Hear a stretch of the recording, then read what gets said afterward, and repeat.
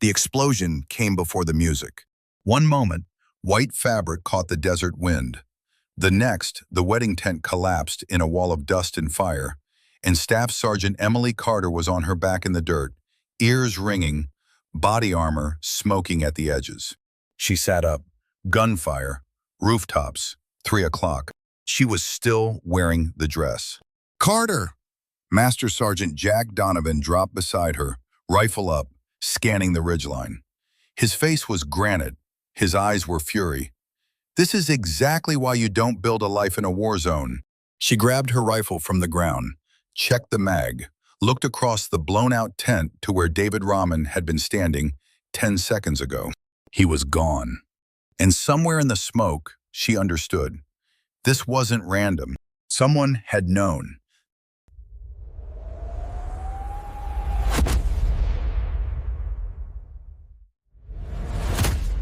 The town of Al-Qusair looked different in daylight.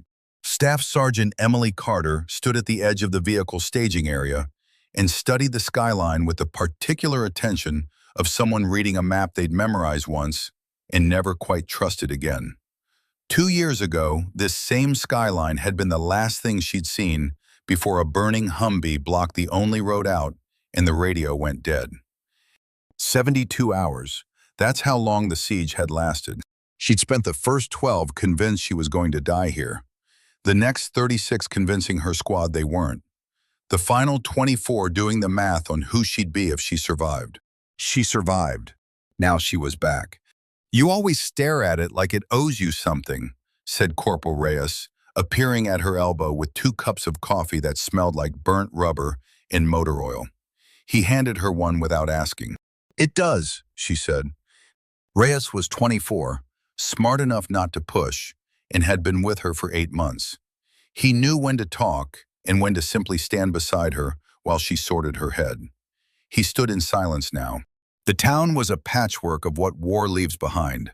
Half-rebuilt walls, new corrugated roofing bolted over old stone foundations, children moving through alleyways with the practiced efficiency of people who'd learned to read threat indicators before they could read text. A new water tower rose from the eastern quarter, steel and stubborn, functional as a declaration. Emily's unit had built that tower 63 days ago. She was here to make sure it was still standing. The morning air carried diesel exhaust from the vehicle pool and something faintly floral, jasmine from the wall that ran along the south side of the staging area. Someone had planted it deliberately. She'd noticed it during her last rotation too. She'd never asked who. Some things in a war zone exist in defiance of the war. You learn to notice them. "Briefing in 20, Reyes said. He drained his cup. "New security advisor arrived last night. Apparently, he's old school." "How old school?" Sergeant Dawson said he used an actual paper map during the pre-op walkthrough. Emily almost smiled. "That's not old school. That's discipline." She finished her coffee and went to get her kit. The briefing room was a converted storage building attached to the rear of Fob Kestrel, a collection of hardened structures, blast barriers, and satellite dishes crammed into what used to be a grain depot 3 kilometers from the town center. 12 people filled folding chairs. Emily took the left side, 3rd row, where she could see both the door and the projection screen. Old habit. The kind you develop after you've had to leave a room fast. The screen showed a satellite overlay of Al-Qusair and the surrounding valley. Someone had circled 3 zones in red that she didn't recognize from last month's intel packet. "New cell phone intercepts," Captain Torres said, pointing. Torres was 38, precise, and deeply allergic to loose ends. Low confidence but consistent over 10 days. Someone is coordinating something. Could be remnants of the cell that was active during the 2022 incident. Could be opportunists. He paused. Could be nothing. His tone made clear he didn't believe the last option. "We're not changing the mission," Torres continued. "Civil affairs operation proceeds. Water station check, medical supply distribution, preliminary road survey. What we are doing is adding a security layer." The door opened. The man who walked in was built like a load-bearing wall. wide through the shoulders, unhurried in his movement, with the specific kind of stillness that comes from decades spent in places where unnecessary motion got people killed. His hair was silver white, cut military tight. His face had the texture of sun-cracked leather. He carried a paper notebook under one arm and a cup of coffee in the other hand, and he looked at the room the way men look at chessboards, cataloging, assessing, not yet committing. Master Sergeant Jack Donovan, Torres said, retired Special Forces, now contracted through Meridian Security Group as our on-site advisor for the duration. He's been in country 3 days. He knows the valley. Donovan set his coffee on the nearest flat surface and studied the satellite overlay. One question, he said. His voice was low enough that it still somehow filled the room. Who's running civil affairs? That's me. He looked at her. She looked back. You were here during the 2022 incident, he said, not a question. 72 hours in sector. Yes. And you volunteered to come back. I requested the assignment. Something shifted behind his eyes. She couldn't read it. She filed it. Good briefing, he said to Torres, which clearly meant he had 40 questions and wasn't going to ask any of them in front of a room he hadn't fully assessed. He picked up his coffee and moved to the back wall. Emily turned to the screen. The 3 red circles sat over the valley like questions with no answers yet. She met David Rahman at the community center at 900. He was waiting outside in civilian clothes, dark slacks, a blue-collared shirt, work boots that had seen considerable use. He was 31, lean in the way people get lean when food hasn't always been reliable, with careful eyes and the deliberate posture of someone who had learned to occupy exactly as much space as any given situation required. 2 years ago, he'd been working as a contracted interpreter for a joint U.S.-SDF liaison team.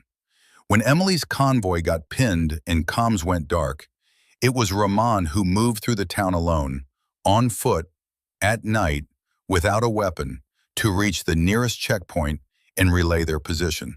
It took him 6 hours. He never spoke about it afterward as though it had been exceptional.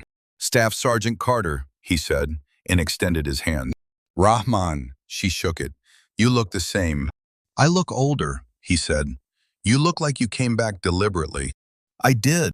He almost smiled, the same almost smile she remembered, as though he'd long ago made peace with the fact that the world was too absurd to fully commit to either humor or despair, and so existed somewhere in the narrow band between them. The water tower, he said, tilting his head toward the eastern quarter. It works. I know. I read the reports. Reading reports is different from seeing it. He looked at her sideways. The medical supplies need to be checked in. Come on. They moved into the community center together, a broad, low-ceilinged hall that smelled of concrete dust and cardamom, and Emily watched how the room organized itself around him. People greeted him by name. An older woman pressed something wrapped in cloth into his hands without explanation. A group of children near the far wall tracked his movement with the instinctive radar kids develop for people who are safe versus people who are not. He'd been here through all of it, the siege, the worst weeks, the long, grinding process of rebuilding something that wasn't quite normal, but was at least stable. He'd stayed when he could have left. He'd stayed when staying was the harder choice. He belonged here in a way she never could. She knew that. She wasn't sure what to do with knowing it. They worked the supply check together for 90 minutes, counting boxes, verifying cold chain integrity on the medical packages, logging serial numbers against the manifest. He was organized and efficient and kept a handwritten ledger in addition to signing off on her digital forms. You keep paper records too? She said. My father said, the computer fails, the notebook stays. He closed the ledger. He wasn't wrong. Sounds like someone I know. The new security advisor? Donovan? Rahman raised an eyebrow slightly. I saw him this morning. He walked the entire perimeter of the market district before the stalls open. You know who he is? I know what he is. Men who walk perimeters before dawn are either very careful or very worried? He paused. Which is he? Both, I think, she said. Rahman nodded slowly, as if that confirmed something he'd already suspected. He looked at the supply ledger, then at the door, then at a spot on the floor that wasn't really what he was looking at. The East Market has been quiet this week, he said, carefully, the way people say things they're not sure they should say. Not the normal quiet, different quiet. Different how? Fewer vendors. People who are always there are not there. He looked up at her. It could be nothing. But you noticed it, she said. I notice things. Sometimes they mean nothing. He handed her the signed manifest. I wanted you to know. She signed off on the last form and looked around the community center, at the stacked boxes, at the old woman who'd gone back to her chair in the corner, at the children who'd given up watching them and returned to whatever children do when adults become boring. Normal activity, routine, the kind of normalcy that only exists because people like Rahman showed up every day and made it exist through sheer, stubborn effort. The tower, she said, when we built it, were people skeptical? He thought about this genuinely before answering, which she appreciated. He didn't reach for a diplomatic answer. There were people who said, you build it, they'll blow it up. Americans come, Americans go, and what you build goes with them. He looked at his ledger. But Hasim said, if we don't build it, they've already won. So we built it. And now it runs 700 liters a day. And now it runs. He closed the ledger and looked at her. You came back to see if it was still standing. Among other things, because you needed to know if what you built meant something.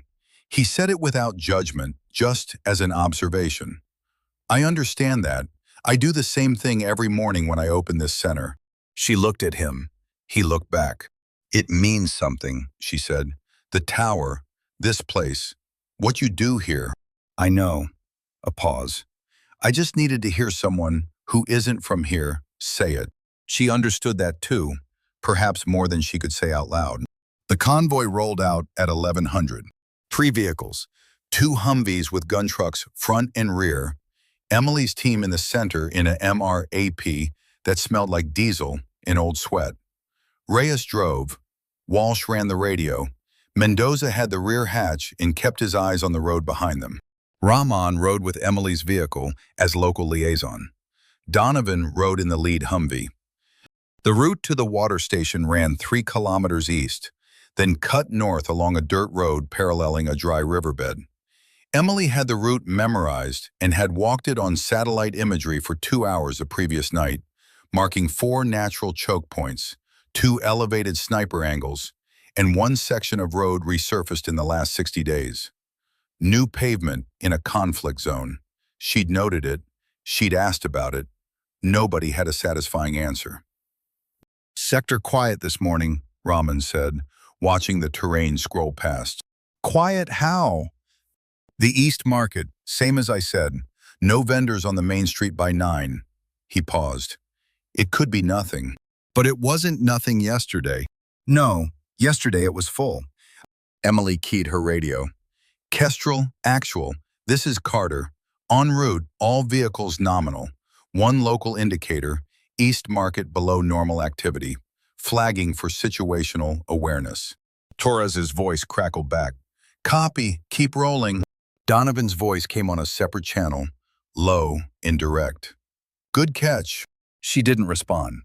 The convoy reached the water station without incident. Hasim, the local engineer who'd been Emily's counterpart on the construction project, met them at the access gate with his hands already dirty from the morning's maintenance check. Still running, he said, shaking her hand. 700 liters per day, no problems. You've been maintaining it yourself? Every morning, your instructions were clear.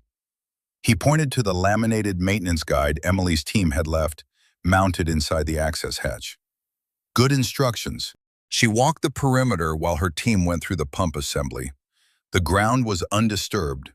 The access seals were intact. No signs of tampering. Behind her, she heard Donovan's footsteps on the gravel. Deliberate, unhurried, and knew without turning that he was scanning the ridgeline north. "What are you seeing?" she asked.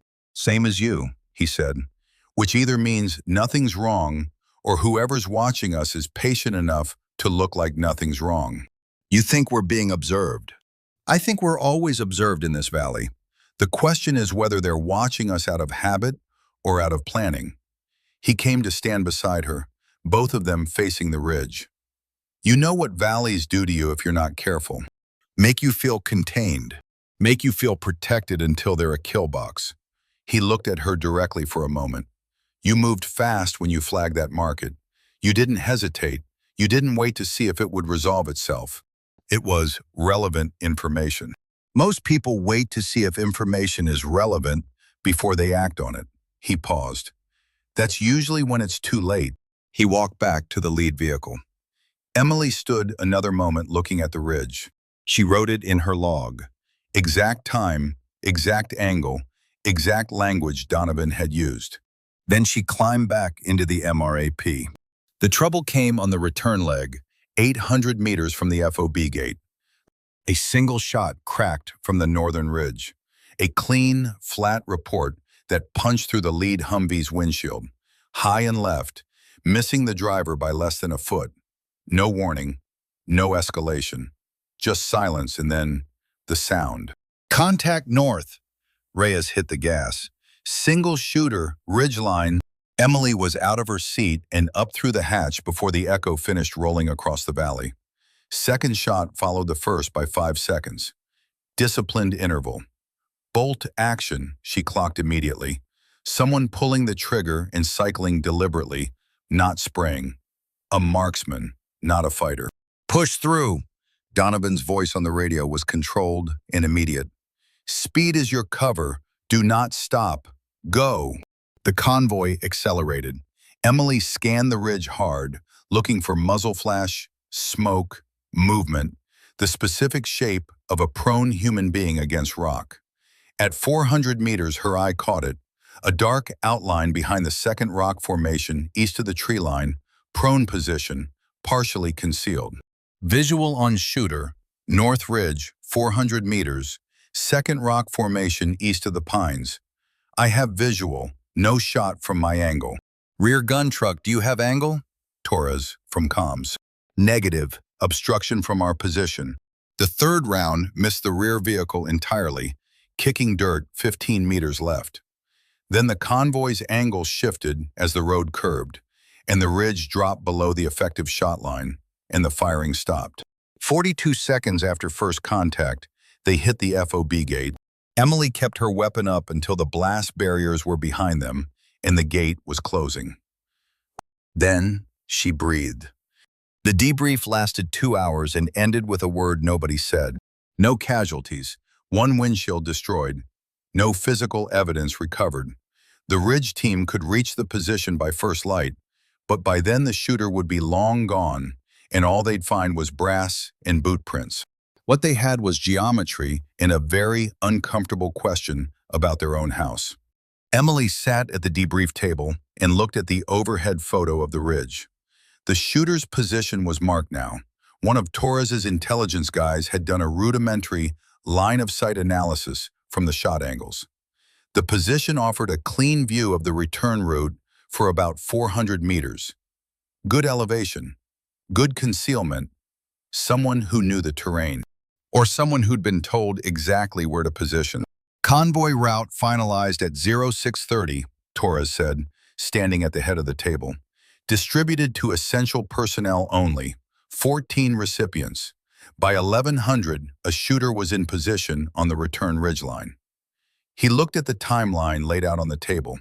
4.5 hours. That's enough time to receive the route, analyze it, move to position, set up, and wait. "That's not an amateur," Donovan said from the back of the room. "That's a professional, or someone being directed by one." "Meaning the route information was transmitted almost immediately after distribution," Emily said. "Meaning," Torres said carefully, "someone with access told someone outside." The word that followed was silence. And in the silence was the word nobody said. Leak. Emily looked at the 14-name distribution list on the table. Rahman's name wasn't on it. He'd been picked up at the community center at 0845 after the route was locked. He couldn't have known. She filed that, carefully. We maintain operational tempo, Torres said. Tomorrow's medical distribution runs as planned. Route change at 0530, need to know basis. U2 and my XO only. He looked at Donovan. I want your assessment of the ridge firing position by 1800. Already developing it, Donovan said. Most of the room cleared. Emily stayed. Torres looked at her. Rahman flagged the market before we rolled, she said. He noticed it was quiet and reported it immediately, without being asked. And? Someone trying to hide involvement doesn't draw attention to warning signs. They let things develop. She kept her voice neutral. I don't believe he's the source. Torres was quiet for a moment. Then, keep that assessment to yourself. Confirmed? Confirmed. Donovan caught her on the way out of the debrief building. He didn't make a production of it.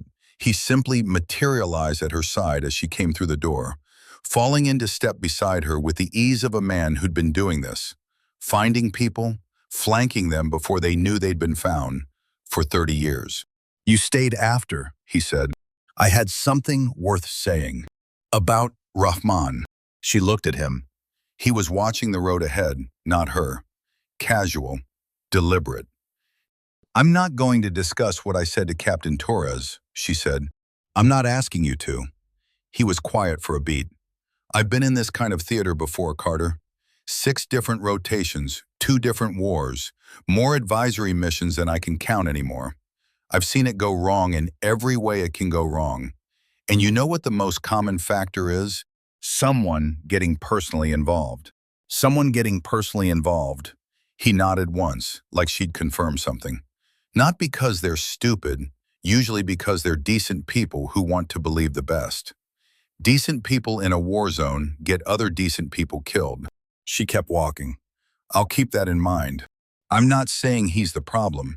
I'm saying the situation is the problem. He finally looked at her.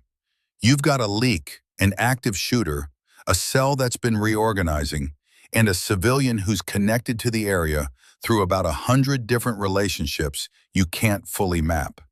In that environment, everything becomes a liability, Carter, including loyalty. She stopped walking. He stopped too. I hear you, she said. I genuinely hear you. And I'm not discounting anything you've said. She met his eyes directly.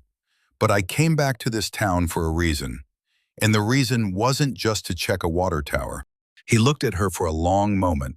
Something in his face shifted, not softening exactly, but recalibrating. What was the reason, he said?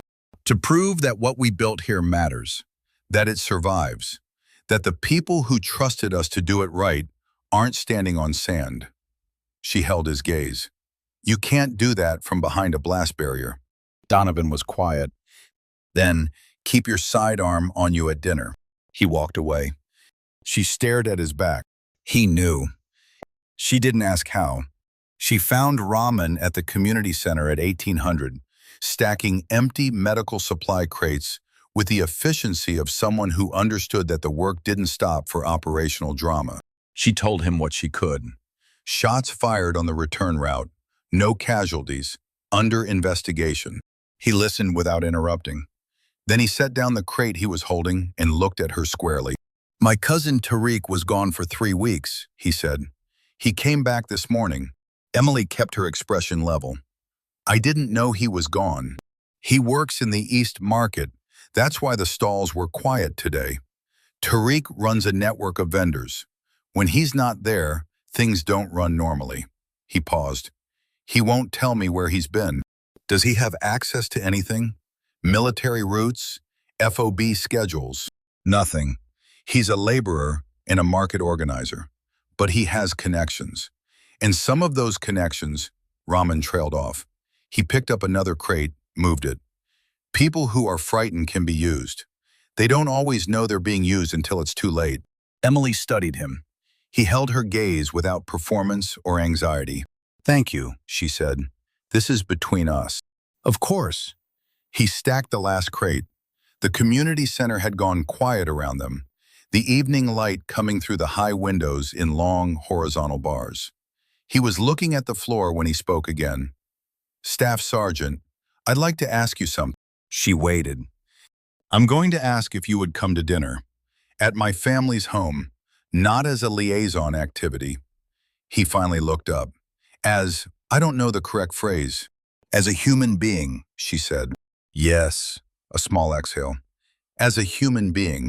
She stood in the long evening light and thought about every reason this was complicated. She thought about Jack Donovan's face during the briefing. She thought about the word on the distribution list that wasn't Raman's name. She thought about a man who'd walked 6 hours alone through a hostile town in the dark to save 12 people he had no obligation to save. She thought about Jasmine growing deliberately along the south wall of the staging area. "Yes," she said, "I'll come to dinner." He exhaled, barely, the way people do when they've been holding something longer than they realized. She walked back to the FOB through the early dark. The valley was still around her. Somewhere north, on the ridge where the shooter had lain, the wind moved through the rocks and left no mark. Behind her, in the community center, a man she was choosing to trust was putting away the last of the empty crates. She knew what Donovan would say. She knew he wasn't wrong. She came back anyway. The dinner was quiet and warm and smelled like cardamom and wood smoke. Raman's mother was a small woman who communicated almost entirely through food, plate after plate arriving without explanation or apology, each one a statement. She moved from kitchen to table with the efficiency of a woman who had cooked through everything, through the siege years, through the weeks when there was nothing worth cooking, through the long rebuilding when ingredients were rationed and dignity had to be preserved through the act of feeding people well anyway. She didn't speak English. She didn't need to. She watched Emily with dark, assessing eyes and put more food on her plate every time it got half empty. Rahman translated nothing his mother said. He just watched Emily navigate it with an expression that might have been amusement or something more complex. The look of a man watching two worlds he cares about try to understand each other without a common language. His younger sister, Nadia, spoke careful English and asked Emily precisely 3 questions. What was her rank? Did she like the stew? And did she know how to play backgammon? Emily answered yes, yes, and barely, which Nadia interpreted as a challenge, and spent the next 40 minutes educating her while Raman watched from across the table with an expression that came closer to genuine happiness than anything Emily had seen on a human face in several months. She lost 3 games in a row. She didn't mind. At some point, she realized she'd stop monitoring the door. That specific awareness, the automatic threat assessment that ran beneath everything she did in the field, cataloging exits, tracking movement, registering change, had gone quiet. Not because the danger had changed, because something in the room made her trust the space enough to let it rest. She stayed 2 hours. She left with her sidearm on her hip and her rifle in the vehicle and her radio on her belt. She did not tell Reyes where she'd been. He picked her up from 2 blocks away without questions. Either he respected her privacy or he'd already figured out what was happening and decided it wasn't his business. Either way, she was grateful. Back at the FOB, she updated her log, cross-referenced Raman's warning about Tariq against the route leak timeline, and wrote a memo she didn't send. She filed it in a personal document, password protected, labeled with nothing descriptive. She thought about Nadia's face when she finally got the doubling strategy right, the way she'd clapped once, sharp and delighted. She thought about Raman's mother pressing more bread into her hands at the door, without words, just the gesture that meant, "You are welcome here." She hadn't felt welcome somewhere in a long time. Then she slept 4 hours and woke to the sound of the early mortar alert. It was 0340. The first round landed 300 meters north of the FOB perimeter, close enough to shake the air, far enough to be a message rather than an attack. By the time Emily was dressed and outside, the QRF was already positioned, and Donovan was on the radio with Torres, voice completely flat, running the geometry of where the launch point had to be. Ridgeline north, Donovan said. Same general area as yesterday's shooter. They're not trying to hit us. They're telling us they can hit us. Differentiation, Torres said, testing response time and making a point. Donovan looked at Emily when she stepped up beside him. They wanted us to know they're still there. The second round never came. The rest of the night was silence. Emily stood at the perimeter wire in the dark and thought about the fact that whoever was out there had chosen to fire 2 hours before dawn. The specific hour when the human body is most exhausted, most slow, most likely to make a mistake. They knew operational rhythms. That wasn't a local fighter with a grudge in a mortar tube. That was trained. 2 days later, the convoy bringing medical resupply from the forward logistics element at Al-Hasaka hit an IED on the northern road, 18 kilometers out. No fatalities. The lead vehicle's front axle was destroyed. The supplies, 3 weeks' worth of antibiotics, wound care materials, and the cold chain vaccines they've been waiting on for the Eastern Quarter's children, were recovered and rerouted through an alternate path, adding 6 hours and arriving 48 hours late, by which point the refrigeration units on 2 of the vaccine containers had cycled out of range. 400 doses, unusable. Emily stood in the community center's back room and looked at the containers and did not allow herself to react in front of the logistics corporal who was logging the loss. "Write it up," she said. "I'll countersign." "Yes, Sergeant." She went outside. The street was normal. Vendors, foot traffic, children running between stalls. A perfectly ordinary morning in a town that was trying very hard to be ordinary.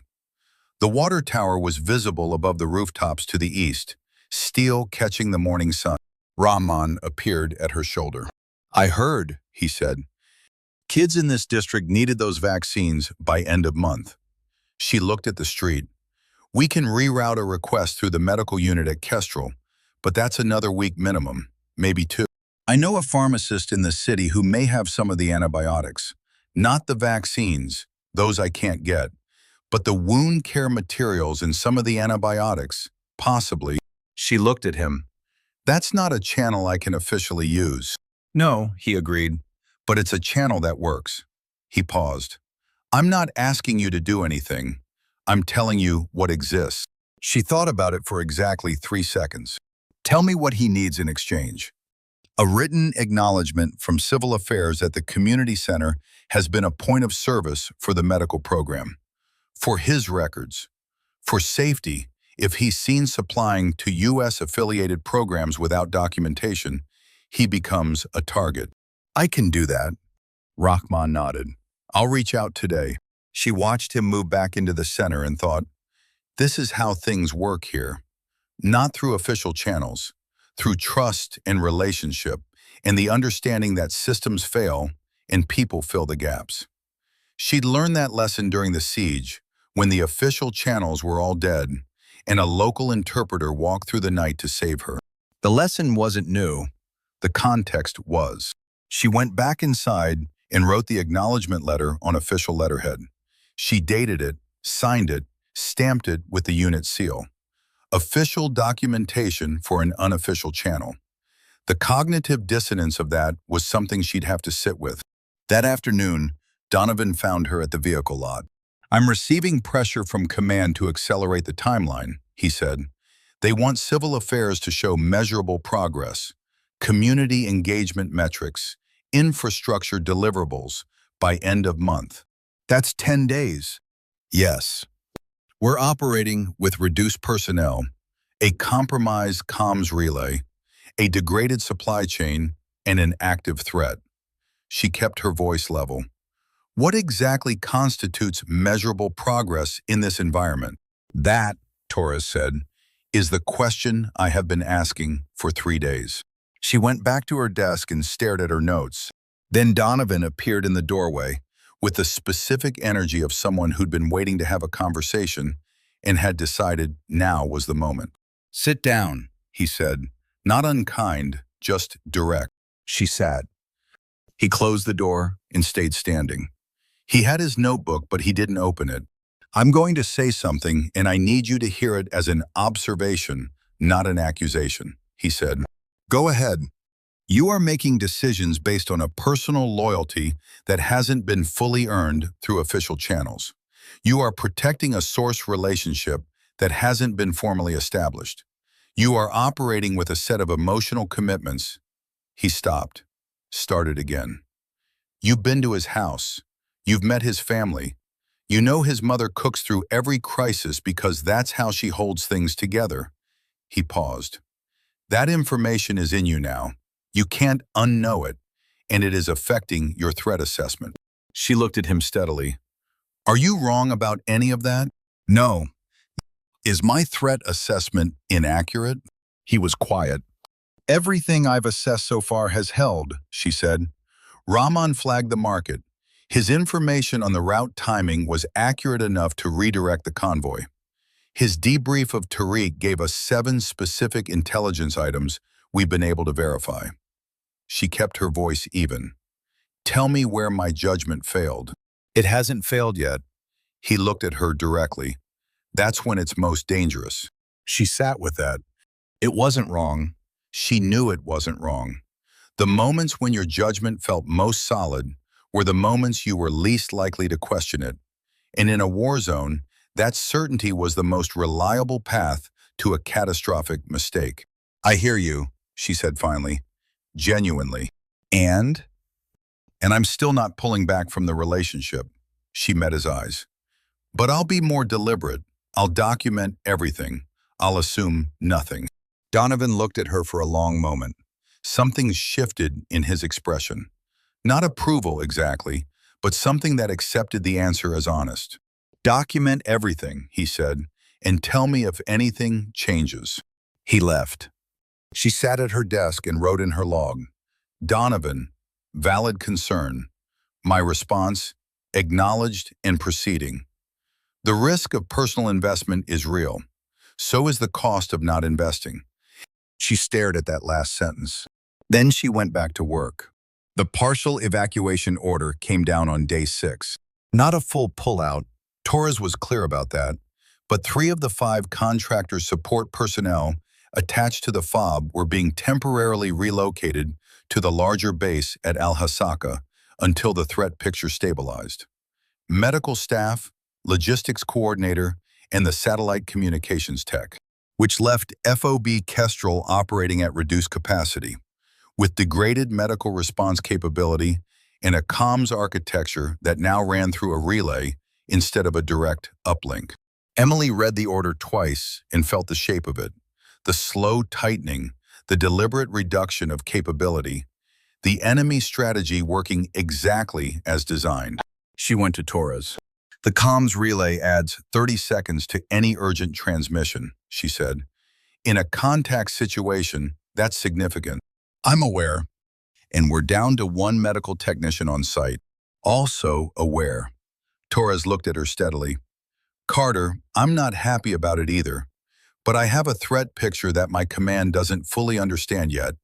And until I can articulate it clearly enough to justify maintaining full personnel, I'm operating within guidance. What do we need to articulate it? We need to know who's running this cell.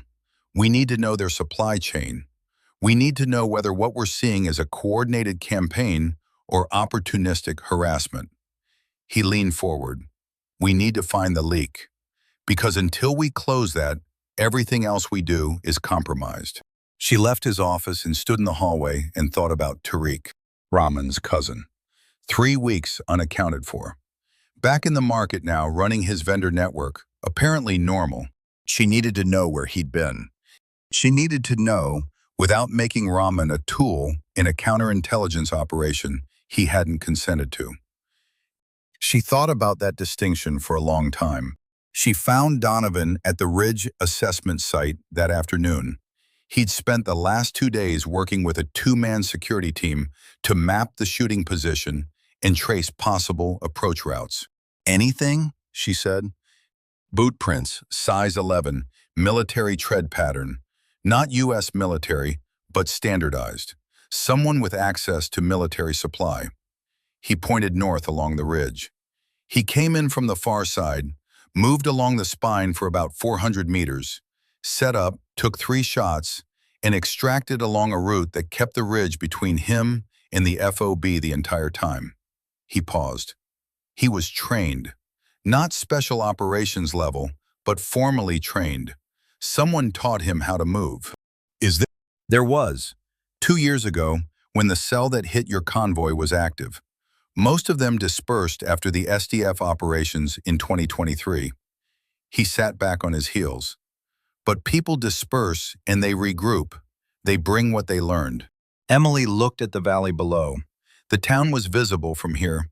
Rooftops, the water tower, the minaret of the old mosque. She could see the community center's corrugated roof. "What do you know about the contractor security team?" she said.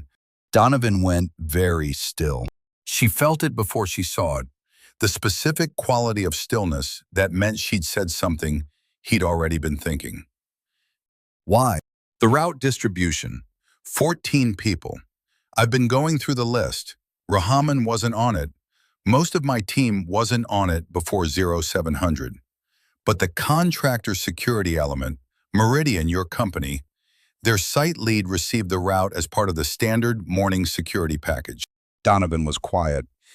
"His name is Whitfield," Emily continued. "Former Army, deployed to this region twice before. I know Whitfield. He was on the 0630 distribution." "I know." She waited. "I've been looking at him," Donovan said finally, "since day 2. He didn't look at her when he said it. He's not the only one on my list, but he's on it. You've been running your own counterintelligence assessment. I've been paying attention to my contractor team, which is my job." He looked at her now. "What do you have?" "Circumstantial, pattern-based, nothing I can take to Torres." "Same," he stood, brushing dust from his knees.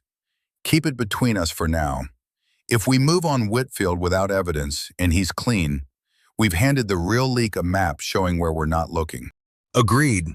She paused. "There's something else. Rahman's cousin, Tariq."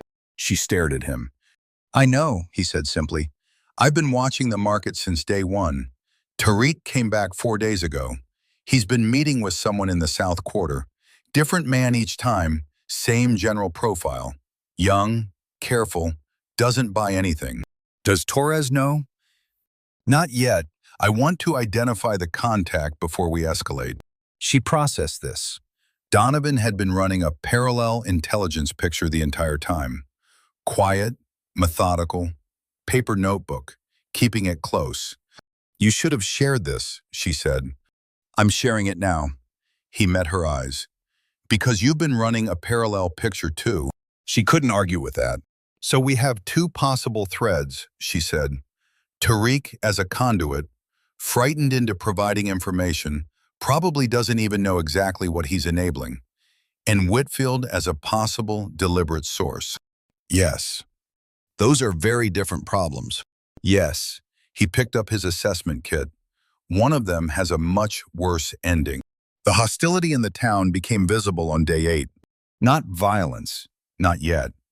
But the texture of the street changed. Vendors who'd been friendly became neutral. Children who'd followed Emily's team with curiosity kept their distance. Someone spray-painted something on the wall of the community center overnight. Rahman had it scrubbed before Emily arrived in the morning, but she could still see the outline of the Arabic letters beneath the paint. "What did it say?" she asked. He didn't answer immediately. He was cleaning the last of the paint residue with a cloth and soap, and a great deal of controlled effort. It said, "Servants of the invaders," he said finally, roughly. She looked at the wall. "I'm sorry. It's not your fault. It's connected to our presence. Everything is connected to something." He wrung out the cloth and looked at the damp wall. "My father used to say, the wall doesn't care who painted it. You clean it and you go to work." He paused. "So we clean it and we go to work." But she could see it in his posture. Something heavier than before. Something that hadn't been there at dinner. The awareness that being associated with her was becoming a cost. She didn't say that. She didn't have the right to name it out loud. That afternoon, Torres called her in. I'm receiving pressure from command to accelerate the timeline, he said. They want civil affairs to show measurable progress, community engagement metrics, infrastructure deliverables by end of month. That's 10 days. Yes. We're operating with reduced personnel, a compromised comms relay, a degraded supply chain, and an active threat. She kept her voice level. What exactly constitutes measurable progress in this environment? That, Torres said, is the question I have been asking for 3 days. She went back to her desk and stared at her notes. Then she wrote, "The pressure isn't just from outside, it's from above." Rahman called her radio at 14:30 on day 9. His voice was completely level. That was the first sign something was wrong. The specific, controlled flatness of someone managing fear. "I need you to know something," he said. "I'm going to tell you very calmly. I need you to not send anyone until I've finished talking." "Go ahead," she said. Tariq was taken from the market this morning. 4 men, a vehicle, very fast. No one near the stall saw it clearly. He was gone before anyone could respond. A pause. "He was returned 2 hours ago. He's at my mother's house. He's not physically harmed." Emily was already standing. "I'm on my way." "Carter," his voice hardened slightly. "Let me finish. He was returned with a message. For me." Another pause, longer. "They know that I'm working with you. They know about the supply operations, the community center, the medical program. They know about the water tower construction." His voice stayed flat, but something underneath it moved. "They told Tariq that if I continue working with you, with any U.S. personnel, the next time they take someone, they won't return them." She stood very still. "Rahman," she said, "I'm telling you because you need to know, not because I need you to fix it." He paused. "I know what it means. I'm still coming to work tomorrow." She closed her eyes for exactly 2 seconds. Opened them. "I'm coming to see you," she said. "Informally. Reyes will drive. No visible security." He was quiet for a moment. "Okay." The house was quiet when she arrived. Rahman's mother was in the kitchen, doing something that involved a great deal of clanging, which Emily recognized as the sound of someone keeping themselves busy to avoid falling apart. Nadia was sitting with Tariq in the main room. He was a young man of about 25, slight, with dark eyes that kept moving to the door. Emily sat across from him. Rahman translated. "I'm not here to interrogate you," she said. "I want you to know that first." Tariq looked at his hands. "What did they ask you for?" she said. Rahman translated the answer. "Timing, schedules, when vehicles move, when people move." "Did you give them anything?" A long pause. Then a nod. "Tariq." She waited until he looked at her. "What they did, taking you, that was to control you. Not because they trusted you. People who trust you don't kidnap you first." She kept her voice even. "What they'll do next is use you until you're no longer useful. And then you become a liability." Rahman translated. Tariq's jaw tightened. "What can he do?" Rahman said. And she understood he was asking for both of them. "He can tell me exactly what he told them," she said. "Everything, so we know what they know." She looked at Tariq. That's how he stops being a tool and starts being in control of his own situation. It took 90 minutes. She came out of the house with 7 specific pieces of information that the cell now had, including the approximate timing of the next resupply convoy and the general positioning of the FOB's QRF. She drove back to the FOB with that information burning in her chest.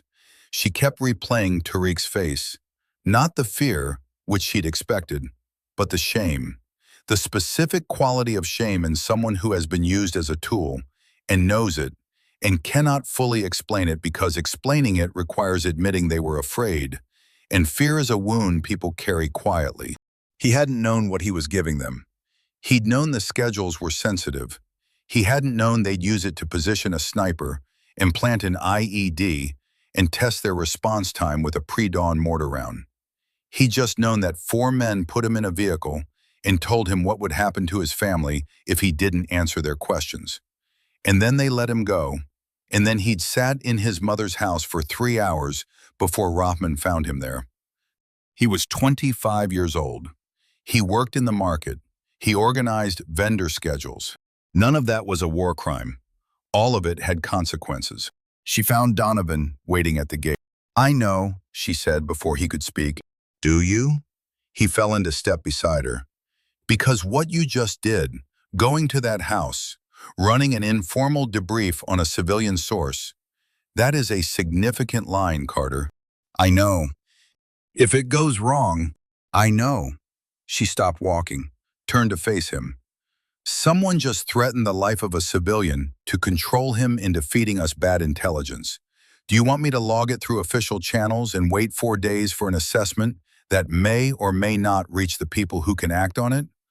Or do you want to know what the cell knows right now, tonight, so we can change what we can change?" Donovan looked at her for a long time. The night was very dark around them. She could hear the generator hum from the ops building and the distant sound of someone in the vehicle lot checking something under a hood. "You understand," he said slowly, "that if Tariq goes through official channels, if this becomes a formal counterintelligence case, it will consume him. He will spend months being interrogated, polygraphed, assessed. His family will be noted. His name will go into a database that follows him." A pause. "He's 25 years old." "I know," she said quietly. "And you think you can protect him. I think I can give him a chance to be something other than a compromised source in a file somewhere." Donovan looked at her for another long moment. Then he held out his hand. "Show me what you have." She gave him her notes. He read them in silence. His face moved through several things she couldn't fully track. Calculation, assessment, something that might have been recognition of a kind of situation he'd been in before. "The resupply convoy timing," he said. "They have it approximate. They think it's coming in 2 days. It's actually tomorrow." "Yes. So we have 18 hours to reroute and reschedule." "Yes." He closed the notebook.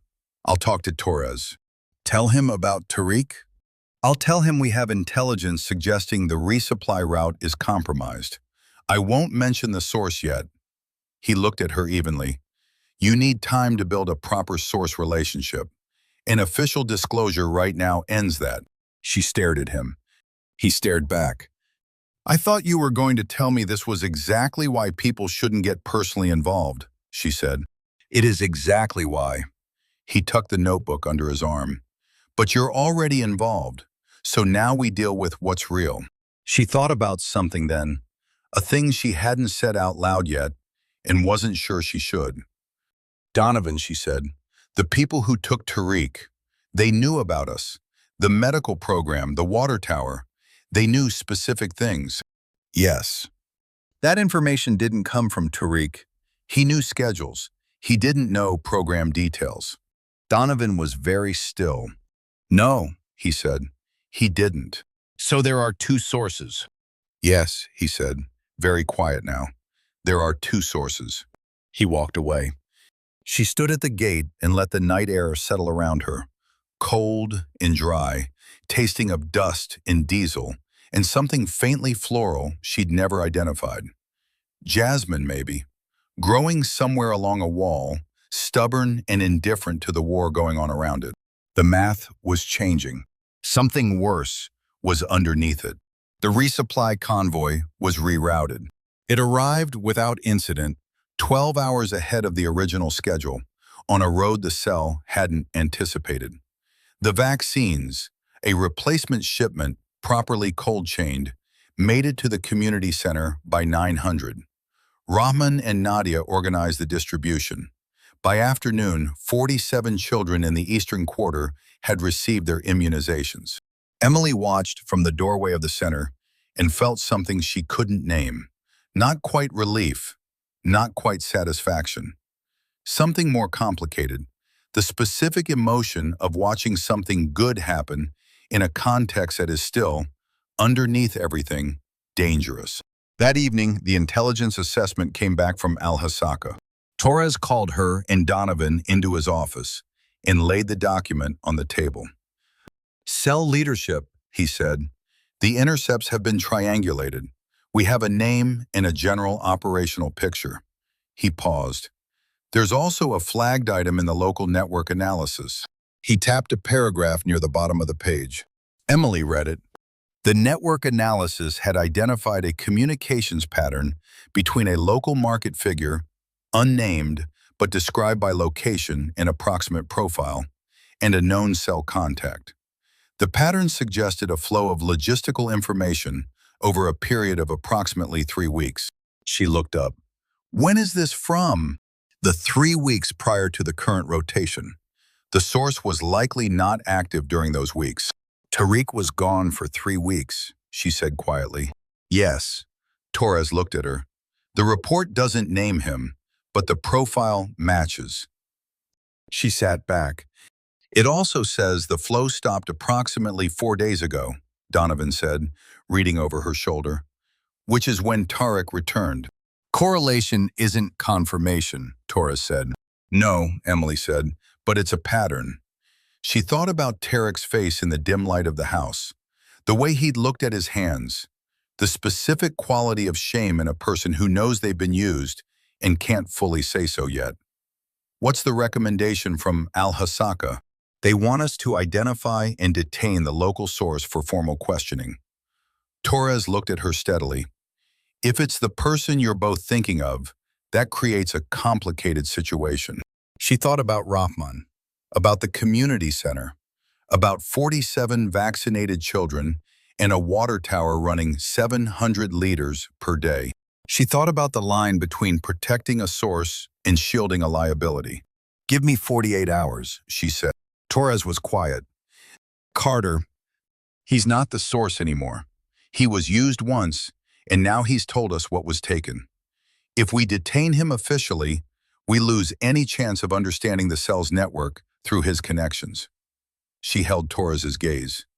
Give me 48 hours to develop this properly. If I don't have something actionable by then, I'll step back and let the formal process run. Torres looked at Donovan. Her read on the situation has been accurate so far, Donovan said. Torres sat with it for a long moment. Then, 48 hours, not a minute more. On day 11, the drone intelligence package arrived. Emily was in her quarters, reviewing logistics, when Donovan knocked and came in without waiting, which told her it was serious. He had his tablet in one hand and his paper notebook in the other, and he set both on her desk and stood back. Drone surveillance. Last 6 hours, he said.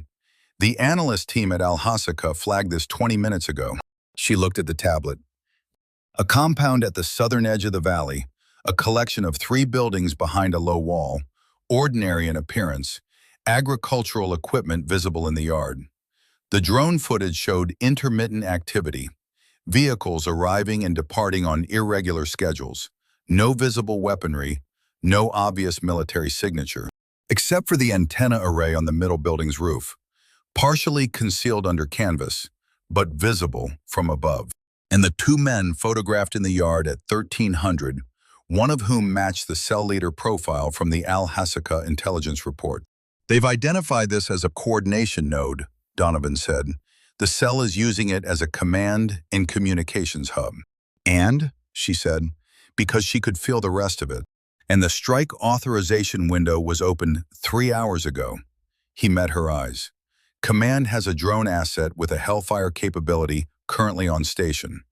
The authorization window closes at 200 tonight. After that, the asset is tasked elsewhere.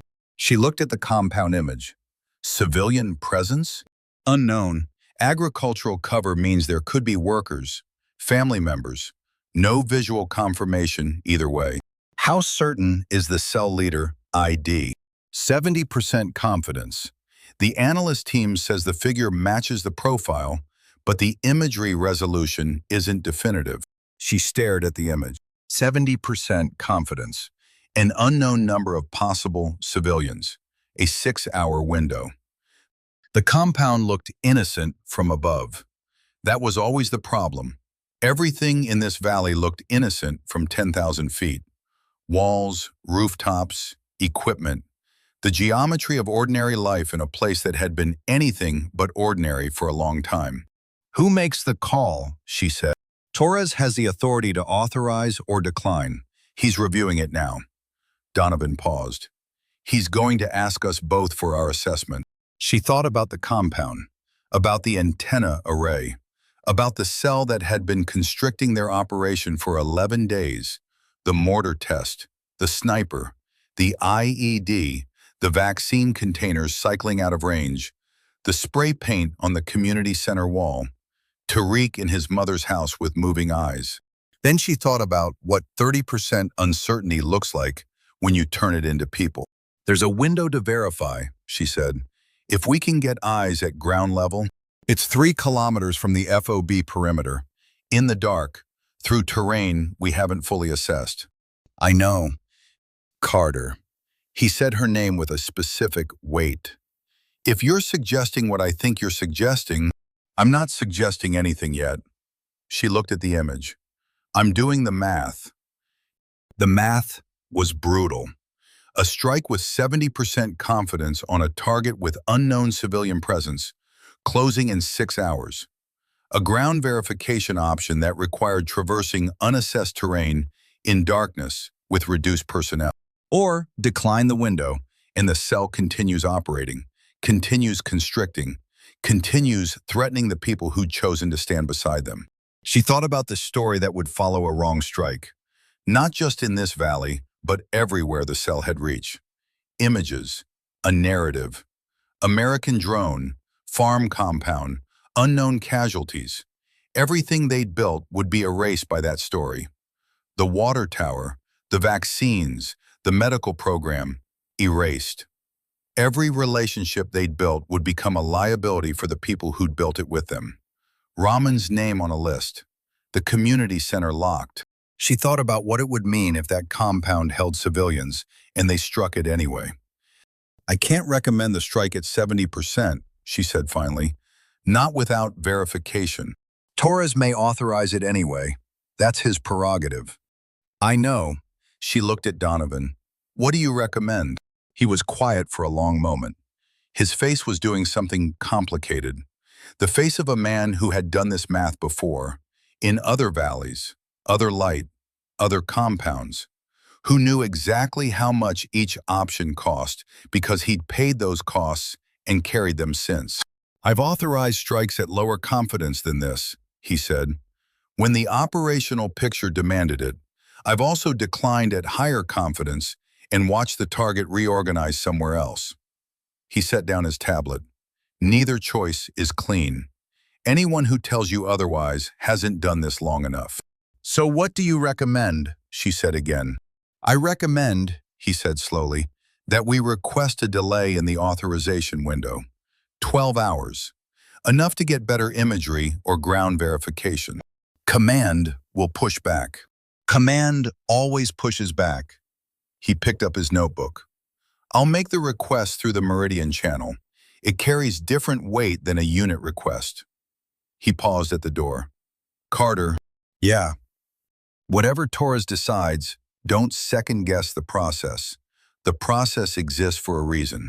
Even when the process gets it wrong," he looked at her, "the process is there so that one person's certainty or one person's doubt doesn't determine alone whether civilians live or die.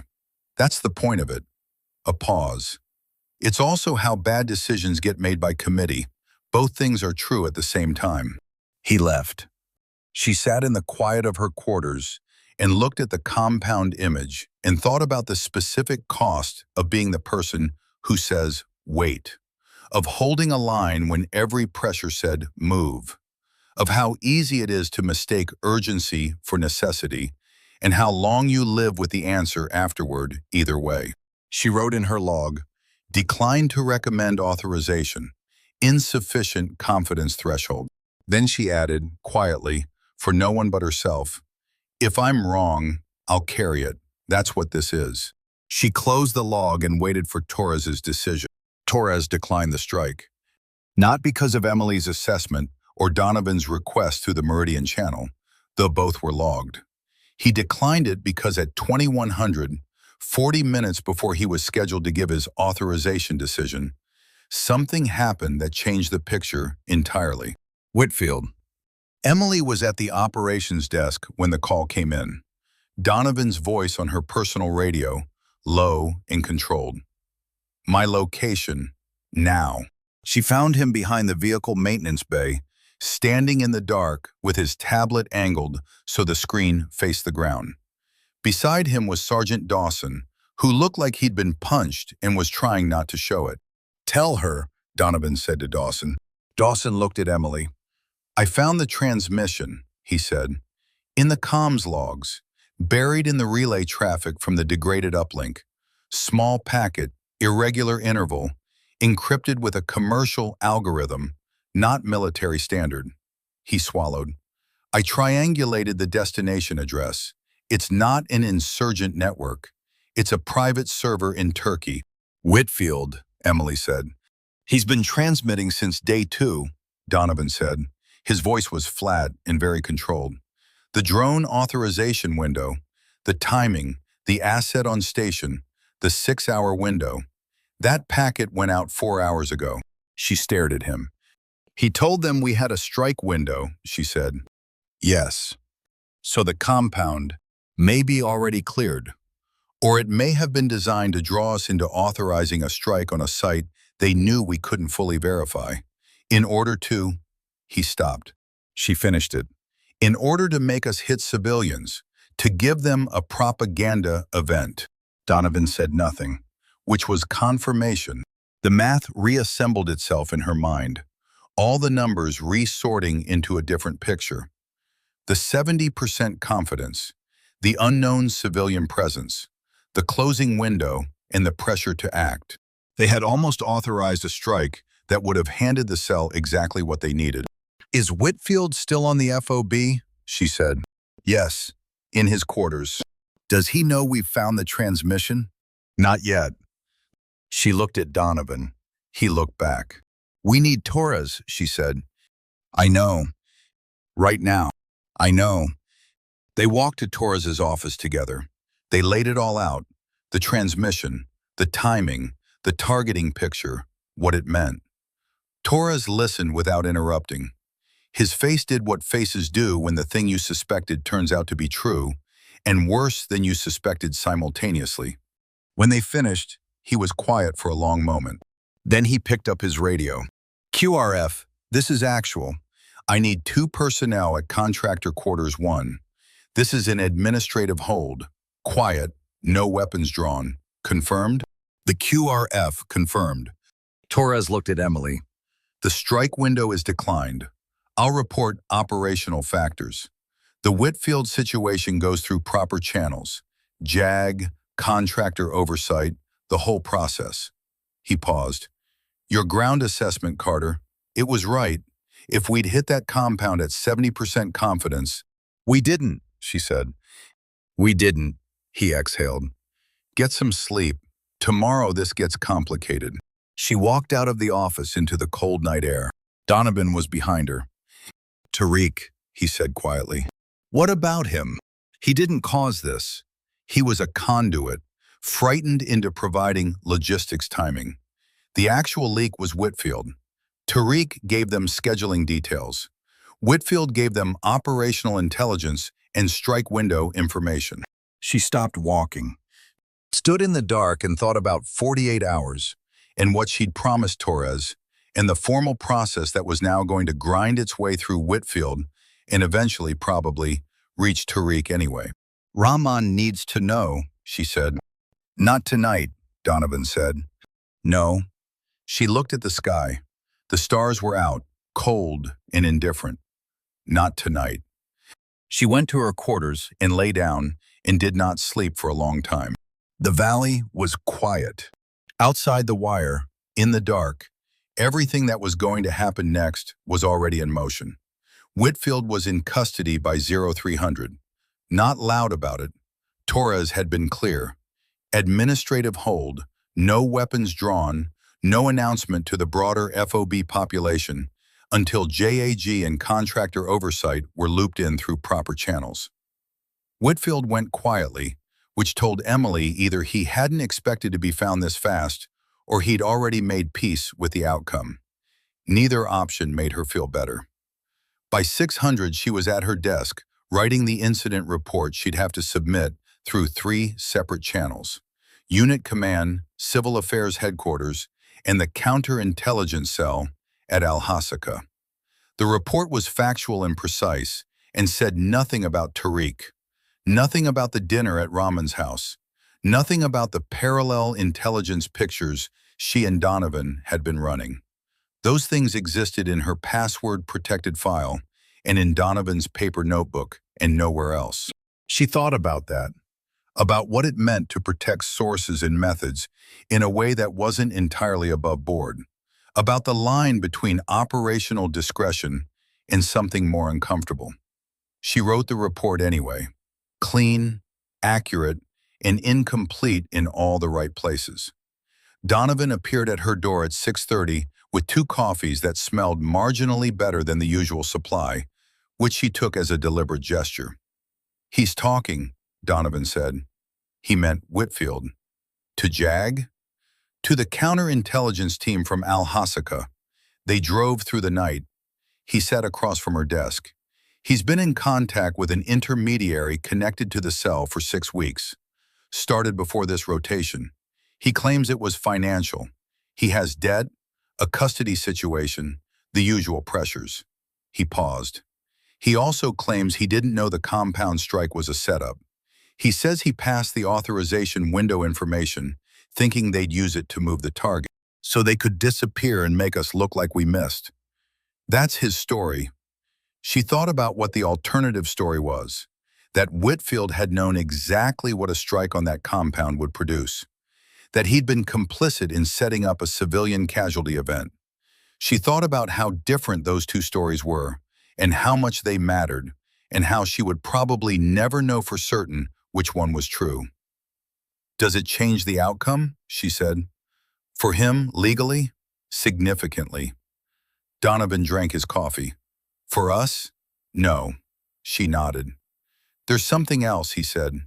"The cell contact who was running Whitfield, the intermediary, the counterintelligence team has a name, and the name has a location." She looked at him. "The compound?" she said. "Different location, but close." "How close?" "South quarter of town." He held her gaze. "Same area where Tariq's contacts were meeting." The picture assembled itself clearly. The cell had been running 2 parallel operations. Tariq for logistics timing, Whitfield for operational intelligence. 2 sources, neither aware of the other, both feeding different layers of information. Layered redundancy. Professional. "They're still in town," she said. "Part of them, yes." Donovan set down his cup. "The counterintelligence team wants to move on the South Quarter location today. They have authority and they have a target." "Timeline?" "This afternoon. They want to use the cover of normal market activity." He paused. "They also want a civil affairs presence, specifically you, to maintain the operational appearance." She understood immediately. A civil affairs sergeant moving through the market was normal, expected, unremarkable.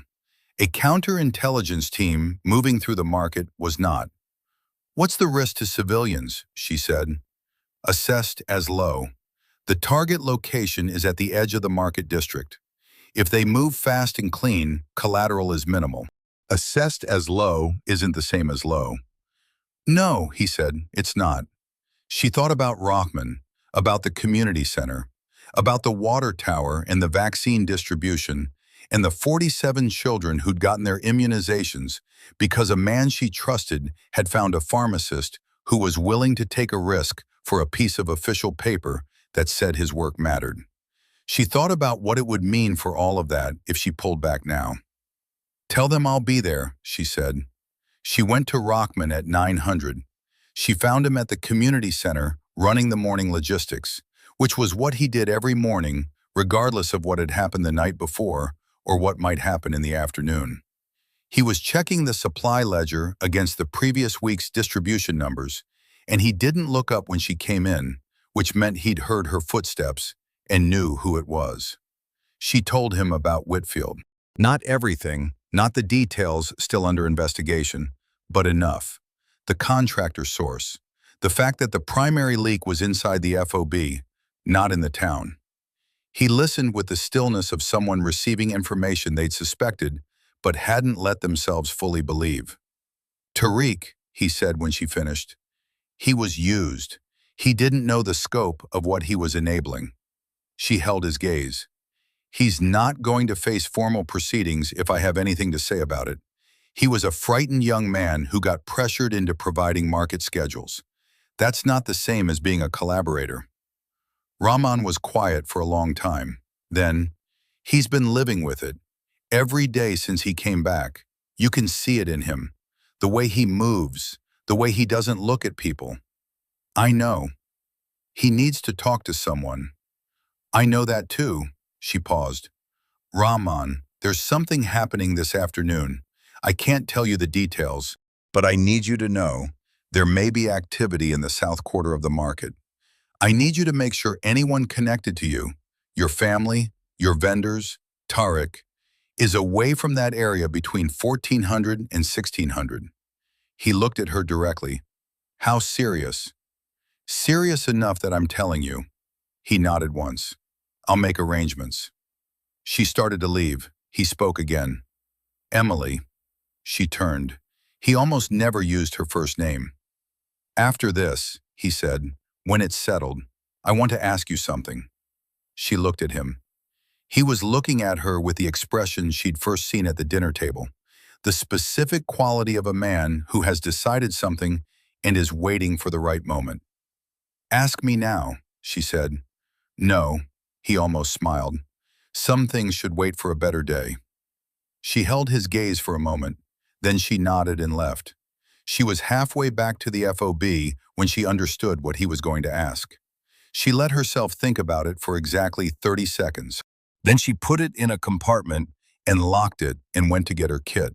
The operation began at 13:55. Emily moved through the market with Reyes at her side, both of them in civilian-adjacent kit. No visible weapons, soft body armor under shirts, radios, earpieces. They were doing what they always did, checking in with vendors, logging supply needs, the visible, ordinary rhythm of the civil affairs mission. The counterintelligence team was 8 people, plain clothes, moving in 2 elements through the alleys flanking the south quarter.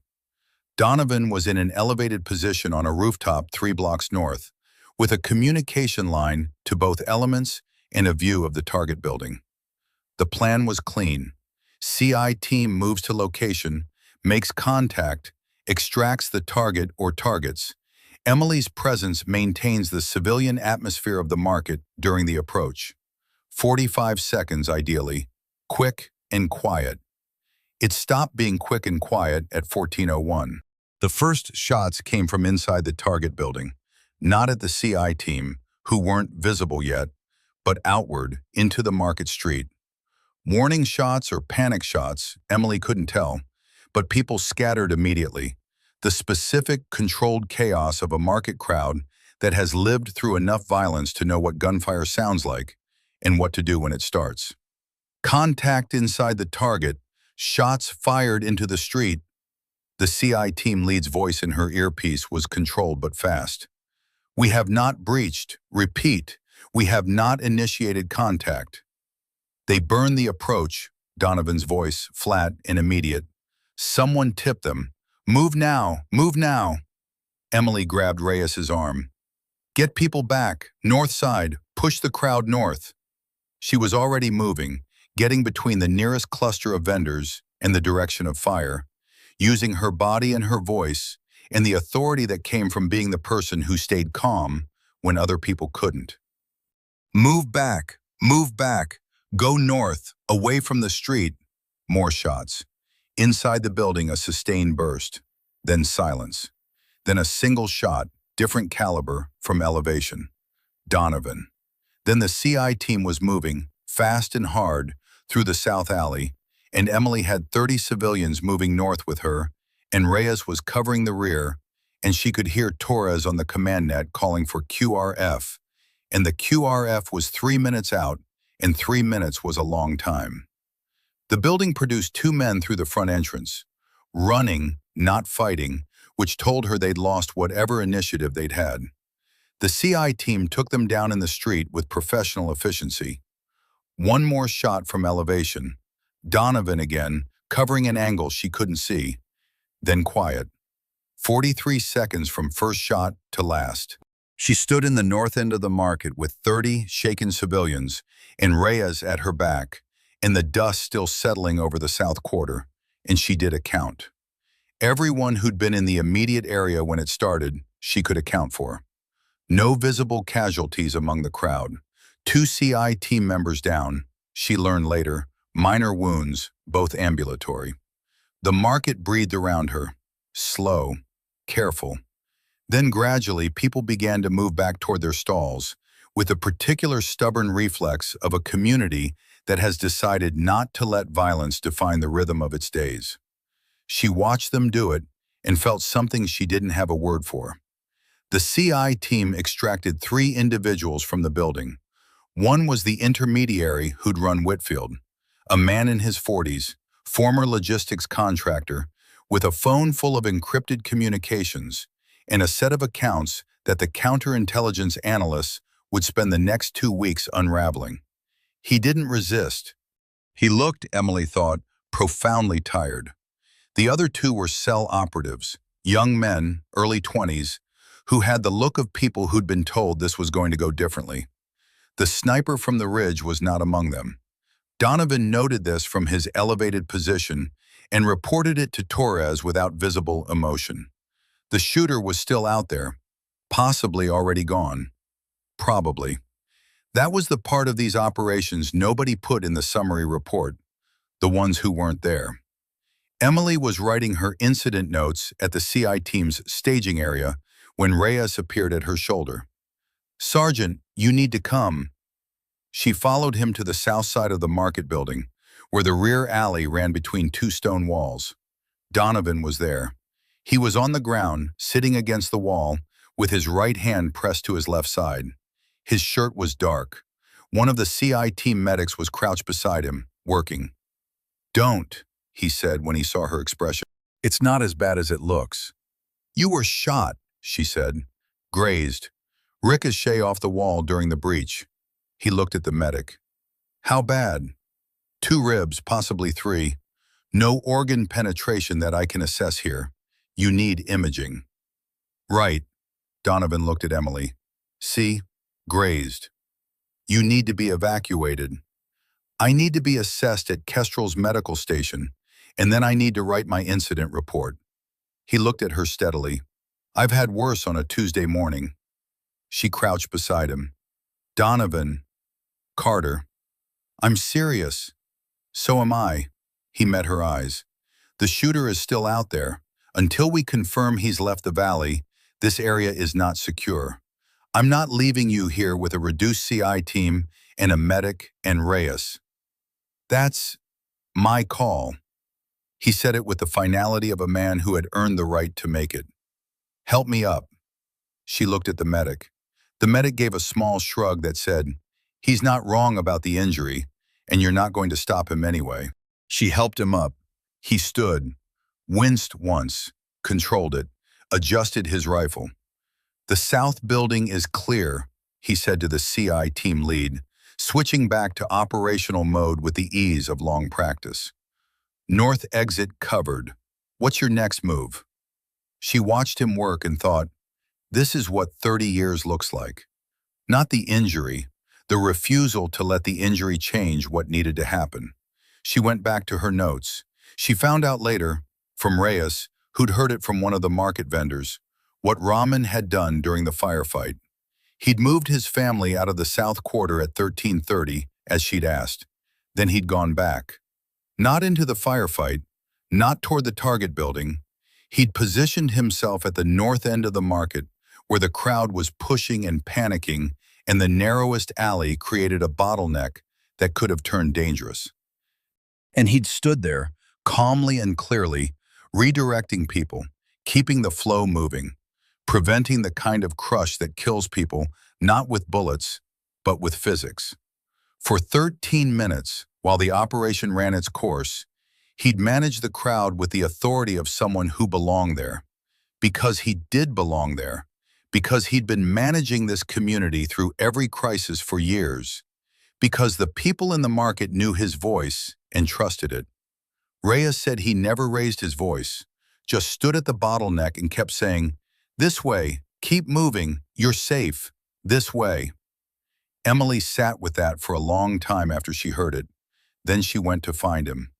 He was at the community center. Of course he was. It was past 1800, and the market was settling into its evening quiet, and he was checking the ledger, always the ledger, and making notes for tomorrow's distribution schedule. The center smelled like cardamom again.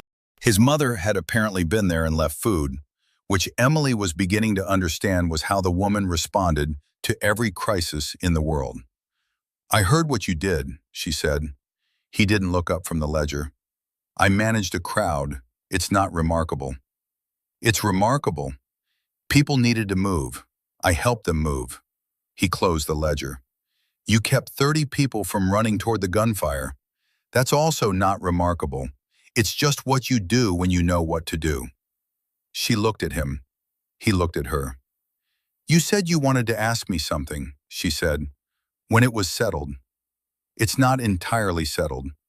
"No, it never entirely settles." She sat down across from him at the table where she'd lost 3 games of backgammon. "Ask me anyway." He was quiet for a moment. He looked at the table. Then he looked at her. "I want to ask," he said carefully, "whether you would consider, not immediately, not tomorrow, not as a decision made in the middle of all of this, but whether you would consider, in some future where this is less complicated, whether you would—" "Yes," she said. He stopped. "Yes," he said. "You were going to ask if I'd consider marrying you," she said. "Eventually, when this is less complicated." He stared at her. "That is," he said slowly, "approximately what I was going to ask." "Then yes," she held his gaze. "I'm considering it. Seriously." He sat with that for a long moment. Something moved through his expression that she couldn't fully name, something between astonishment and something that looked, quietly, like relief. "This is a very unusual way to have this conversation," he said. "We're in a very unusual situation." "Yes." He almost laughed. A real one, small and genuine. The first she'd heard from him. "We are." She left the center at 1900 and walked back toward the FOB through the evening streets. And the valley was quiet around her, and the water tower caught the last of the light above the eastern rooftops. And she thought, "I came back here to prove that what we built meant something." She hadn't expected to build something new while she was at it. She wasn't sure she minded. Torres called her in the next morning. She'd expected it. She sat across from him and folded her hands on the table and waited. "The counterintelligence team has filed their preliminary report," he said.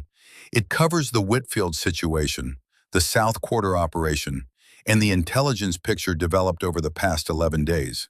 He paused. "Your name is in it extensively." "I assumed." "There are some aspects of the intelligence development that the CI lead flagged as irregular." He looked at her steadily. "The source relationship, the informal debrief of the civilian source.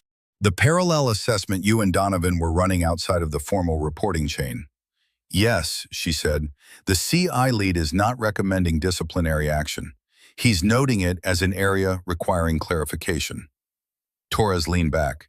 "Which means someone above my pay grade is going to have questions." "I understand." "Carter." He looked at her with the expression of a man who has been doing this long enough to know the difference between a mistake and a judgment call that worked. "The intelligence you developed through those irregular channels prevented a resupply convoy from being hit. It gave us the Tariq picture ahead of the formal assessment. It gave Donovan the angle on Whitfield." He paused. "It also gave you a personal entanglement that is going to be examined very carefully." "I know." Is there anything you want to tell me before someone with more authority than me starts asking? She thought about it. I went to dinner at a civilian source's home, she said. I conducted an informal debrief of a frightened young man who'd been used as an unwilling conduit. I protected that source's identity while sharing the actionable intelligence it produced. She held Torres's gaze. I'd do it again. Torres was quiet for a long time. That, he said finally, is not what you're supposed to say. No, she agreed, but it's true. He looked at her for another moment. Then, dismiss, Sergeant. Write your full account for the record. Everything. Don't sanitize it. Let the process do what it does. She stood. One more thing, Torres said. The South Quarter operation. The CI lead noted that the market was notably calm during the contact, that the crowd management was unusually organized for a civilian population under fire. He looked at her carefully. He attributed it to effective presence by your team. Reyes was excellent, she said. He mentioned a local figure as well, the interpreter. She held Torres's gaze. Rahman is a remarkable person, she said. He has been a reliable, accurate, and courageous partner throughout this operation. She paused. That should be in the record too. Torres almost smiled. Write your account, Carter. She left. She found him in the vehicle lot at 1400, against medical advice, checking the security assessment on the ridge position with one of the junior soldiers. You should be resting, she said. I'm consulting. He dismissed the soldier and turned to her. How was Torres? Educational. Are you in trouble? Probably, eventually.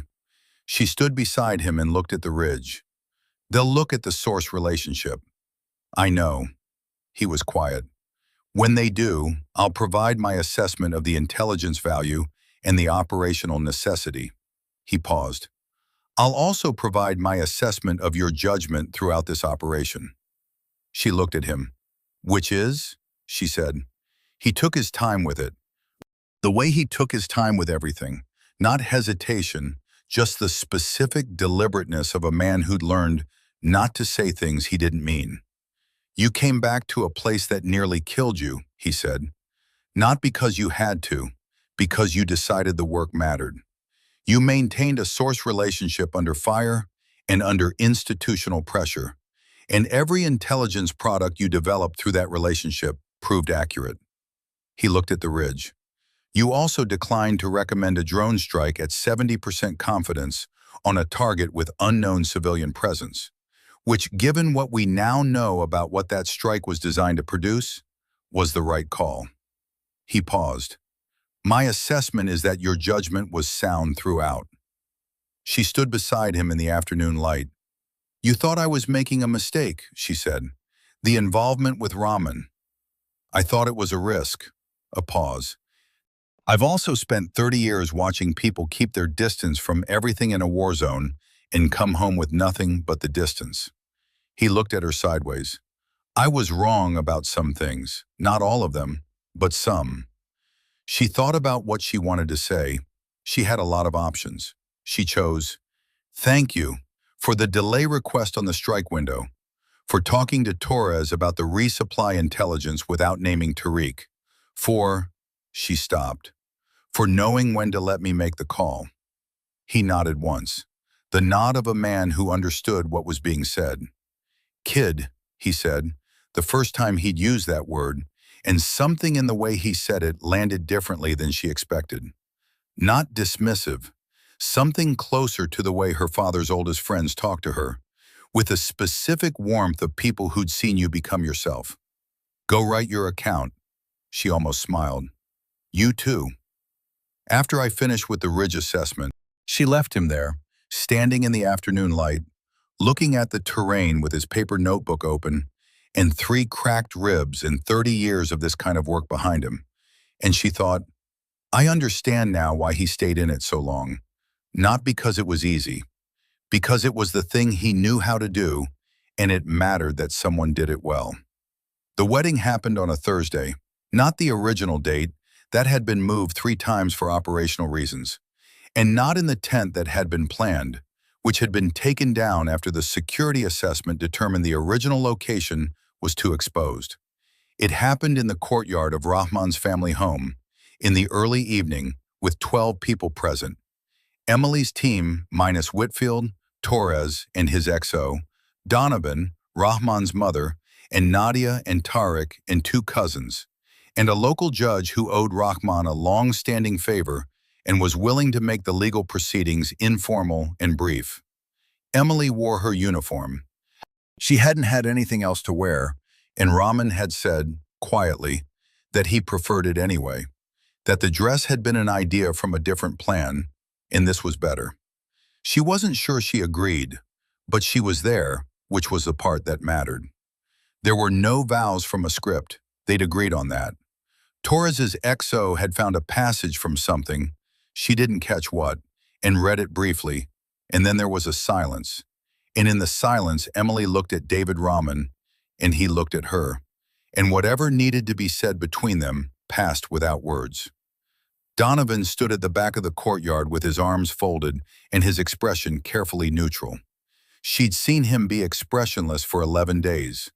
She knew the difference between his actual neutral face and the face he made when he was trying to be neutral and wasn't entirely succeeding. He was trying. When the legal part was done, Rahman's mother produced food from somewhere. Quantities of food that defied the apparent size of the kitchen. And people ate in the small courtyard in the early dark. And someone brought tea, and Nadia beat Reyes at backgammon 2 in a row. And Tariq sat in the corner and didn't say much but ate 3 plates of food and smiled once, which felt like a start. Torres left after an hour, with a handshake for Rahman and a look at Emily that said, "I don't know how this ends, but I believe in the people involved." Emily sat with Donovan near the wall when the evening was winding down. "You're leaving tomorrow," she said. "Rotation ends." He looked at the courtyard. "The CI team is taking over the area assessment. Meridian is sending a replacement contractor." "Someone you trust?" "Someone I vetted personally." He paused. "She's good." Emily nodded. Then, "What do you think about all of this?" He was quiet for a moment. "I think," he said slowly, "that I've spent 30 years telling people that war and life don't mix, that you keep them separate or you lose both." He looked at the courtyard, at Rahman talking with his cousins, at Nadia's determined backgammon face, at the food and the tea and the small, ordinary warmth of it. "I think I was right about the danger of mixing them." He paused. "I also think I may have been wrong about whether it was possible to do it anyway." She looked at him. "High praise from you," she said. "Don't push it," he said, but something at the corner of his mouth moved. Later, when the courtyard had mostly emptied, and Rahman was walking the last guests out, and his mother was doing something loud and comforting in the kitchen, Emily stood alone for a moment near the wall. She thought about the things she'd built here: a water tower, a medical program, a source relationship, a counterintelligence picture, a case for trusting people in a place that made trust expensive. She thought about what she was building now. She thought about the investigation that was coming, the questions she'd have to answer, the long institutional process that would examine her choices with the cold precision of people who hadn't been there. She thought about the things she'd have to defend, and the things she wasn't sure she could defend, and the things she'd do exactly the same way, regardless. She thought about what Donovan had said about keeping war and life separate. He was right about the danger. She was standing in the proof that it was possible to do it anyway. The valley was quiet. The water tower caught the last light above the rooftops. Somewhere, out past the wire, the ridge was dark and still. Rahman came and stood beside her. "Tired?" he said. "No," she said, and she meant it. War tried to keep them apart. They built something anyway.